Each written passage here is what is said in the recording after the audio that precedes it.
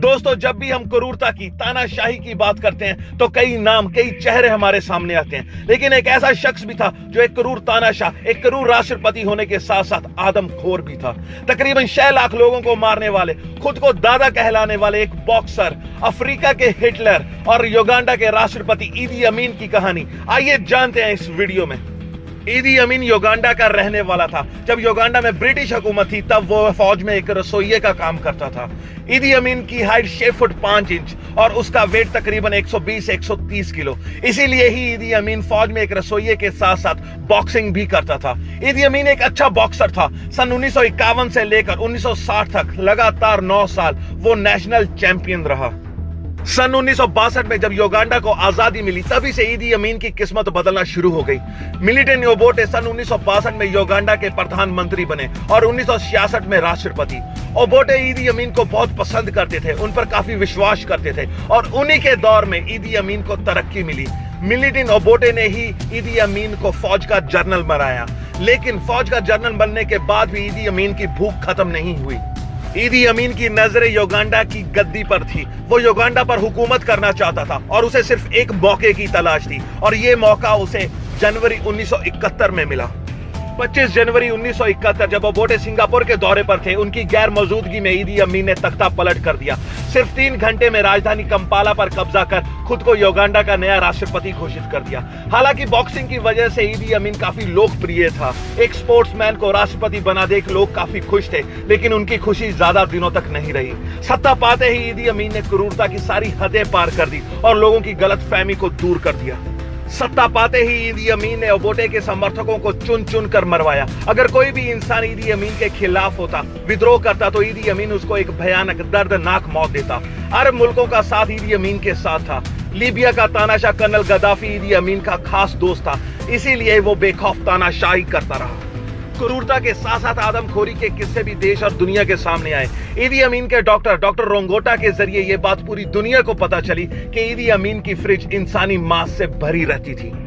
दरअसल जब एक दिन डॉक्टर रोंगोटा ईदी अमीन के घर पर थे, पानी पीने के लिए जब डॉक्टर ने फ्रिज को खोला तो वहां उन्हें इंसानी मांस के कई टुकड़े मिले। डॉक्टर रोंगोटा काफी हैरान थे।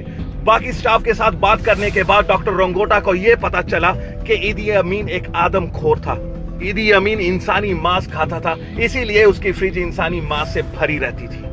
आदमखोरी का एक और किस्सा सन 1975 में सामने आया, जिसका खुलासा एक सरकारी डॉक्टर ने किया। सरकारी डॉक्टर ने अपने बयान में बताया कि युगांडा के एक चीफ जस्टिस, जिन्होंने ईदी अमीन की कोई बात मानने से मना कर दिया था, ईदी अमीन ने उनका कत्ल करवा दिया। और जब डॉक्टर उनका पोस्टमार्टम कर रहे थे तभी अचानक ईदी अमीन कुछ लोगों के साथ अस्पताल में पहुंचा। ईदी अमीन ने डॉक्टर और उनकी टीम को वहां से बाहर जाने के आदेश दिए और जब थोड़ी देर बाद ईदी अमीन अपने लोगों के साथ वहां से चला गया और सरकारी डॉक्टर और उनकी टीम दोबारा पोस्टमार्टम करने अंदर पहुंची, तो उन्होंने पाया कि चीफ जस्टिस की बॉडी के कई अंग गायब थे। सरकारी डॉक्टर का यह मानना था उन अंगों को ईदी अमीन ने ही खाया। क्रूरता की सारी हदें तो ईदी अमीन ने तब पार की जब उसने अपनी पत्नी केया डोरा और एक डॉक्टर को भयानक दर्दनाक मौत दी। दरअसल ईदी अमीन की 6 पत्नियां और 43 बच्चे थे। ईदी अमीन अपनी दूसरी पत्नी केया डोरा को बहुत ज्यादा प्यार करता था, लेकिन उसकी पत्नी किसी डॉक्टर को चाहती थी। जब यह बात ईदी अमीन को पता चली तो उसने अपनी पत्नी और डॉक्टर को बहुत ही भयानक मौत दी। कई लोगों का यह भी मानना है कि अपनी पत्नी और डॉक्टर को मारने के बाद ईदी अमीन ने उनके शरीर को अपनी फ्रिज में रखा। ईदी अमीन जिस औरत से बहुत ज्यादा प्यार करने का दावा करता था, उसी का ही मांस खाता था। हिंदुस्तान के साथ भी ईदी अमीन की दुश्मनी थी। दरअसल ईदी अमीन की नजर उस वक्त वहां रह रहे हिंदुस्तानियों की दौलत, उनकी संपत्ति पर थी। तभी अचानक 4 अगस्त 1972 को ईदी अमीन ने एक ऐलान किया। उसने ऐलान करते हुए बताया कि कल रात मुझे खुदा का फरमान मिला कि सभी हिंदुस्तानियों को युगांडा से बाहर निकाल दो। युगांडा की दौलत पर, संपत्ति पर सिर्फ और सिर्फ युगांडा के लोगों का हक है। खुदा के फरमान को पूरा करने के लिए मैं 90 दिन का समय देता हूँ। 90 दिन में हिंदुस्तानी अपने साथ 2 सूटकेस में सामान लेकर यहाँ से चले जाएं, वरना मार दिए जाएंगे।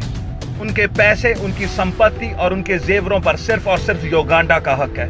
जब यह बात एम्बेसी के जरिए हिंदुस्तान पहुंची तब उस वक्त हिंदुस्तान की प्राइम मिनिस्टर इंदिरा गांधी ने भी ईदी अमीन के साथ बातचीत करने की कोशिश की, लेकिन ईदी अमीन ने किसी की भी नहीं सुनी। इस तरह उस वक्त युगांडा में रह रहे तकरीबन 1 लाख हिंदुस्तानी एक सनक और एक पागलपन का शिकार होकर घर से बेघर हो गए।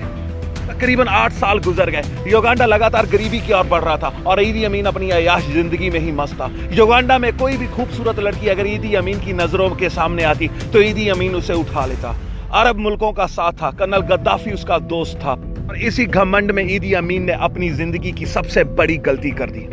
अक्टूबर 1978 में ईदी अमीन ने अपने पड़ोसी मुल्क तंजानिया पर हमला कर दिया। लीबिया की फौज भेज कर्नल गद्दाफी ने ईदी अमीन का साथ दिया। यह युद्ध तकरीबन 6 महीने तक चला। तंजानिया ने इस युद्ध को बहुत ही बहादुरी के साथ लड़ा और युगांडा को मुंह तोड़ जवाब देते हुए इस युद्ध को जीता।